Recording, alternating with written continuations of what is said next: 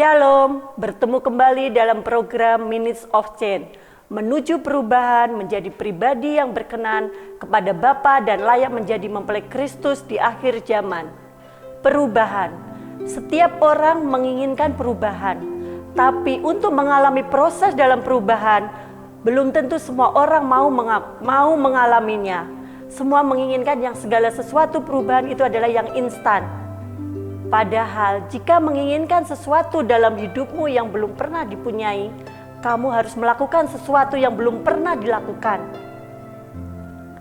Yesaya 43 ayat 19. Lihat, aku hendak membuat sesuatu yang baru, yang sekarang tumbuh, belumkah kamu mengetahuinya? Ya, aku hendak membuat jalan di padang gurun dan sungai-sungai di padang belantara. Allah kita adalah Allah yang dahsyat dan kreatif. Sejujurnya, manusia tidak suka dengan perubahan, akan mengalami banyak masalah dalam hidupnya. Seharusnya kita ini seperti air yang mengalir dari atas ke bawah, selalu mengikuti perubahan, baik lurus maupun kelok-kelok air tetap lincah mengikutinya, sehingga sang air tidak pernah terlambat untuk tiba pada waktunya.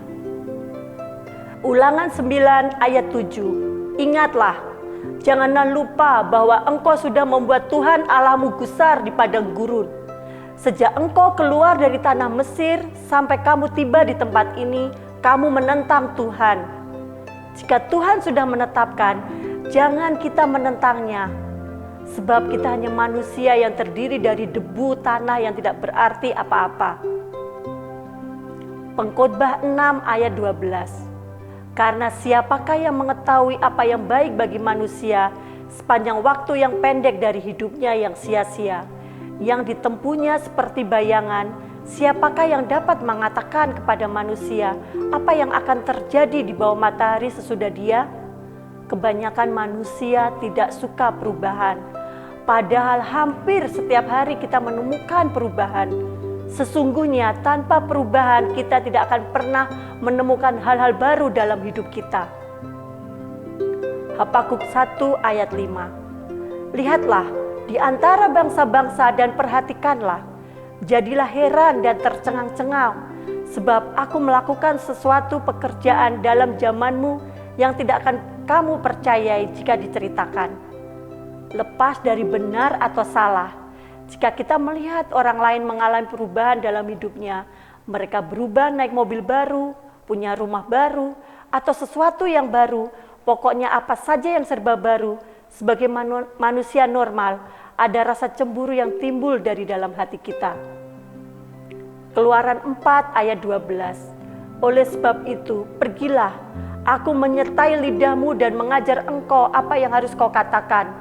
Tetapi Musa berkata, Tuhan, utuslah kiranya siapa saja yang patut kau utus.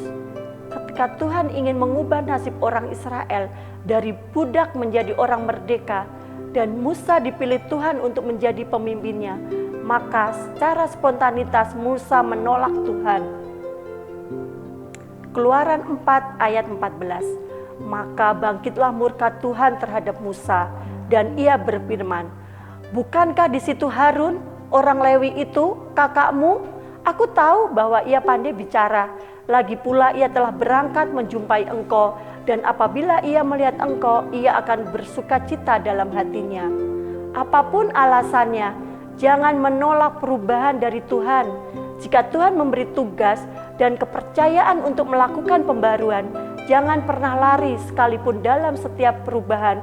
Bisa saja terjadi distorsi, namun lakukan dengan penuh sukacita. 1 Korintus 10:31. Aku menjawab, jika engkau makan atau jika engkau minum atau jika engkau melakukan sesuatu yang lain, lakukanlah untuk semua itu untuk kemuliaan Allah. Melakukan sesuatu yang lain adalah perubahan. Lakukan saja dalam ketaatan, maka kita pasti akan melihat rancangan Tuhan terjadi dalam hidup kita.